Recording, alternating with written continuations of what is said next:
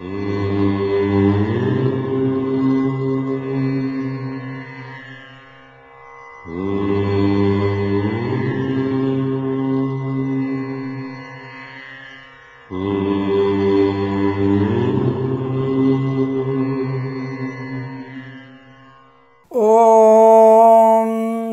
గురుభ్యో నమః.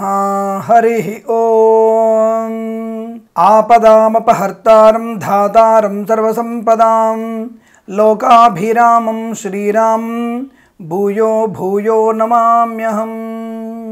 అందరికీ నమస్కారం. మనము ఫిబ్రవరి 4వ తేదీ సోమవారం రోజున జరగబోతున్నటువంటి అమావాస్య, శ్రవణ నక్షత్రంతో కూడుకున్నటువంటి సోమవారము, మౌని అమావాస్య. ముఖ్యంగా చెప్పాలంటే తపస్సు చేయడానికి చాలా ఉపయోగపడుతుంది. మంత్రాన్ని ఎక్కువగా జపం చేయడం వల్ల వశీకరణ శక్తి పెరుగుతుంది.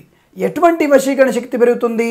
ఇతరులని కామాపేక్షతో చూసే వశీకరణం కాదు. మన వాక్కు వల్ల అవతలి వ్యక్తులకి చైతన్యం కలిగేటువంటి వశీకరణ శక్తి పెరుగుతుంది.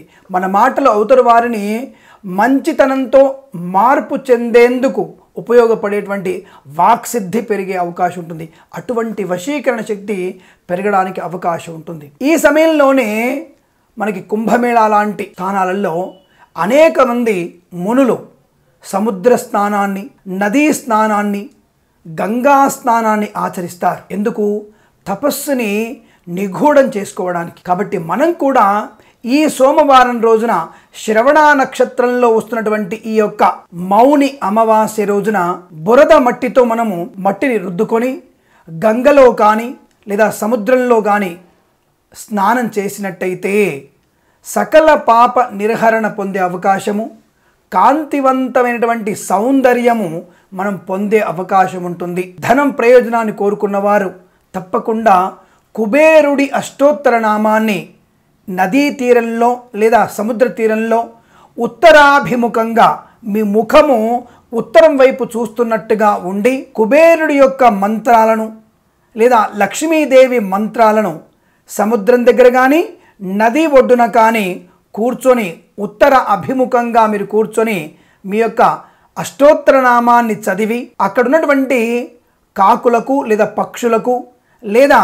నదిలో ఉండేటువంటి జీవాలకి బెల్లము, పెసరపప్పుని నివేదన చేసినట్టయితే తప్పకుండా మీకు ధన ప్రయోజనం బాగా ఉంటుంది.